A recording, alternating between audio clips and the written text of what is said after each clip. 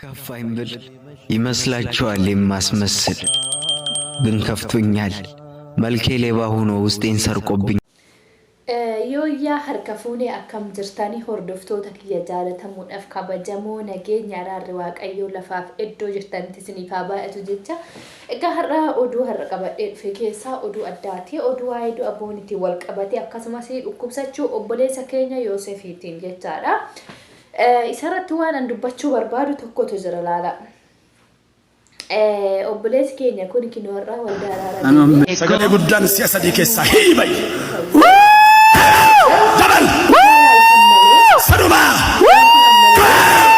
never was unconscious. Amen.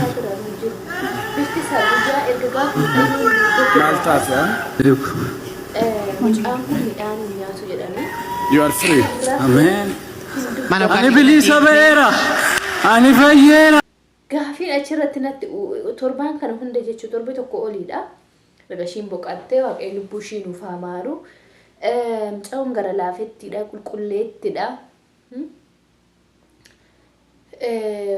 Muddamteetuma wanni marruu kaawwanchuu namaan jetti seexanni sunillee akkasumas ija namaatitu itti bu'e ijoollee kana dhuga ija namaatitu xab jedhee itti bu'e malee ijoolleen kun jibbaa walii hin qabanii jaalala waliif qabu wal kabaju turanii natti tolan bakka ijaarkun gin erga isaan darbanii as miidiyaa kanarratti erga isheen darbite wantoonni ta'e hedduutu ta'e tokkoffaa mucaa kanatti illee duulli kanan jedhamne itti banamee ture. Ani mucaa waan isatu ajjeesillee jedhee hin dubbanne gin wanni ani shakke gaafa viidiyoon ishii TikTok irraa shabadullee shakkine. Gaafa viidiyoo ishii laayikii godhee kan ajjeesa jettee viidiyoo ishee kana jechaadha viidiyoo ishee dhumaa koo viidiyoo koo isa dhumaati jettee boqonnaa kan naa kennu hojii yookaan viidiyoo sanarratti gaa'ela somnaanii kana booddee boqonnee jedhama du'a qofaadha. Gaafa FB ishii biidichi dileeti ta'u gaafa Facebook ni shakke FB ishii eenyutu farkaa qaba silkii ishii eenyu farka qaba ka jedhu gaafii natti uume namoonni baay'een immoo isa akka dhukkubsachaa jiruu fi akka dubbachuu hin dandeenye akka deemuu hin dandeenye akka gulukooziidhaan mana yaala keessa ture dubbachaa turan. Innaayyuu Facebook ishiitirra eenyu suuraa dallate viidiyoo san dallate ka jedhu gaafii koo yookiin keessa kootti shakkii natti uumee ture. Garuu shakkii natti uume malee isatu ajjeese hin jenne sababa viidiyoo jedhame sana. Viidiyoo jedhame sana viidiyootu itti ergame viidiyoo boonii Saaraa wajjin hoteela keessa taa'ee viidiyoo itti erge boonitti Joosefii jedhanii dubbatan jechaadha. Ishi viidiyoo san erga itti ergame viidiyoo sun erga argitanii itti erguu san eenyutti himatte boonii gaafiidha anaaf. Eenyutti himatte ishiin viidiyoo kanatti ergeera Yoosef jettee miira keessa galtee namni itti himatte jira tokko. Lammaffaa eega isinitti himattee viidiyoo san tarisitti ergiteetti yoo ergite maa ol nuun baasinaa ragaa lama jedhi. Sadaffaa waanuma isinitti fakkaate tilmaama naasa'u sirrii miti. Amma mucaan kun akka jiru argitaniittu baay'ee tokko miidhameera baay'ee tokko gaddaan cabeera. Isa waliin jiraatee miti nuti warri miidiyaa haga har'aa waa'ee boonii yoo yaadadhe mimmaan na keessan dhaabatu. Viidiyoo ishii gaafa laale boo'icha hin danda'u. Miira koo to'achuu hin danda'u bakka sobee ofiin jajjabeessa malee erga ishii lubbuu ishee baheetirraa waa'ee ishii yoo yaadadhe bakka boo'icha na dursa of jechuuf miti.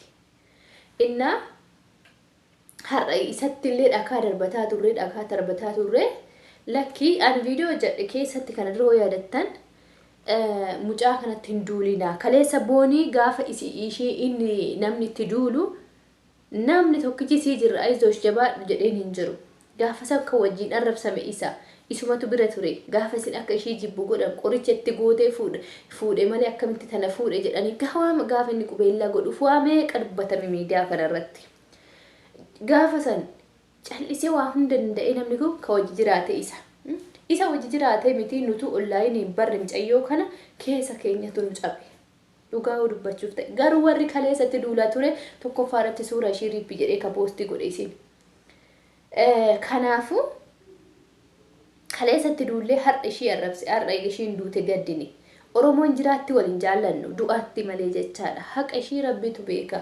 Waan taatee duutees rabbitu beeka. Mucaan kunis tarii dandamatee qalbii ofiitti deebi'ee of ta'ee har'a iyyee waldaa irratti kadhannaan taasifameera. Waaqayyo isaa fayyisu. Fayyina dhugaa haa godhuuf ani fayyeera jedhee dubbateera viidiyoo keessatti akkuma dhageessan. Waaqayyo fayyina dhugaa isaa godhee isa haa fayyisee achi isa haa baasu. Lammaffaa irratti gaafa waa dubbadhu. Tarii mucaan kun akkuma kana dura obboleessa keenya artisti Andu'aalemiin bahee waa'ee du'a haadha manaasaa waggaa tokkotti deebii nuuf kennisa. Inni kunillee dandamatee dhiphinna isaa keessa darbee jabaatee of ta'ee ofitti deebi'ee yoo jedhe sababa guyyaa san du'a ishiitiif maal akka taate duute maaltu akka isheetti dhagahame tarii bahee nuuf yaada nuu ibsuu danda'a jechaadha. Yaada nuu ibsuu danda'a. Osoo yaadota kana eeggannee hoo obsaan osoo eeggannee warra dhakaatti darbuu duratti torbaan tokko durallee waaqaanuma isheen duuterraa suura isaa gadi galabbatu suura micayyoo ta'anillee gadi galabbatu. Micayyoo san waliin guyyaa isa waliin ture suura kan itti ergee dhugaa wanni beeynu tokko hin jiru. Murteessuun sirrii miti kan waan hin beeyne. Ergame viidiyoo guyyaa sanii yoo qabaattan ol baasa. Ani isa barbaada. Kanaan alatti nama takkatti murteessuun barbaadu. Dhugaa ka beeku eenyu waaqa qofa. Isheenillee darbiteetti. Mucaanillee kana dhukkubsatee namoonni baay'een hin dhukkubsannee shaabbee galuu diduudhaaf dhukkubsa ciisa jettanii itti duulaa turtan. Har'a hoo argitanii har'a hoo amantanii gaafa gara waldaa geessa dubbateera joosin afaan isaatiin callisee tum nama laala malee ergatti kadhannaan taasifamee as wayyaa'ee dubbate.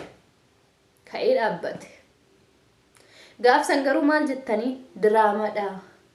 Mana hidhaa galuu diduudhaafi ciisa jettan. Yoosef osoo mana hidhaa sobaan dhukkubsate ta'ee sobaan ciisa ta'ee doktoriilee of maddiin ciibsu tokko jedhe. Lammaffaa poolisiin callisee hin dhiisu lama jedhe. Kana osoo beeynu maaliif sobaan nama xanna?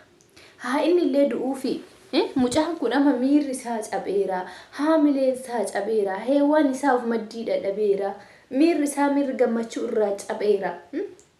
Maal keessa akka jiru osoo beeynu maaliif itti duulla? Maaliif dhakkichetti darbina deebisneme? Kanaaf adaraa keessaan walirratti duuluu irraa walaa qusannu.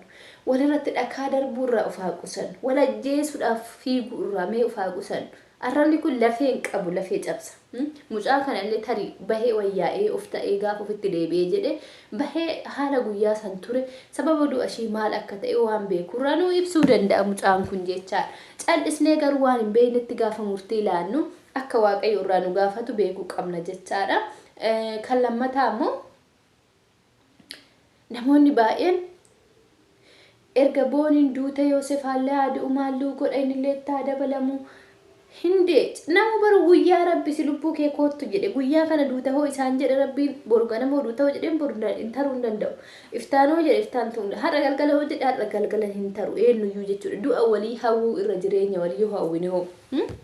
Waaqayyollee kana nurraa barbaada jaalala nurraa barbaada obboleessa kee jaaladhu jedha hinaafa obboleessa keetti dhiise jedha. Inna adaraa keessa mee arraba keenya kanatti qusannoo haa goonu. Qusannaa haa goonu. Arrabni keenya kun waan nama miidhu nutti fakkaachuu dhiisuu danda'a. Namoonni tokko tokko obsanii koomantii dubbisanii callisuu danda'u.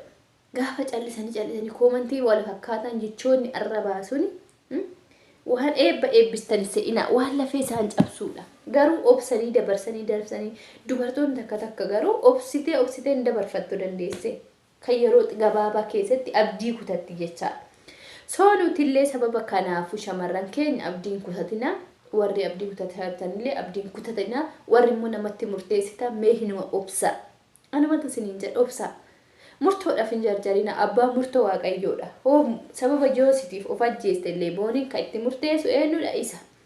Hojii isaa keessa galuu hin qabnu, hojii waaqa keessa galuu hin qabnu. Kanaafuu hundi keessanuu tasgabbaa'ame. Har'a jandaan miidiyaarra waa'ee waldaa Araaraa inni dhaqeerraa viidiyoo isaati kan miidiyaa kana fudhate.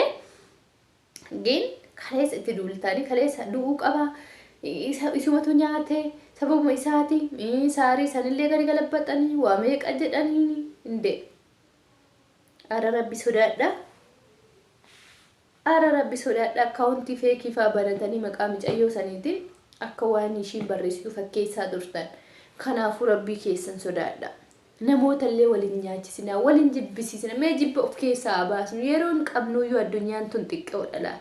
Har'a irra jirra boru hin jiru. Kareessa kolfinee burraaqna gammachuudhaan har'a garuu gaddinee wal awwaalla. Addunyaan gabaabduudha.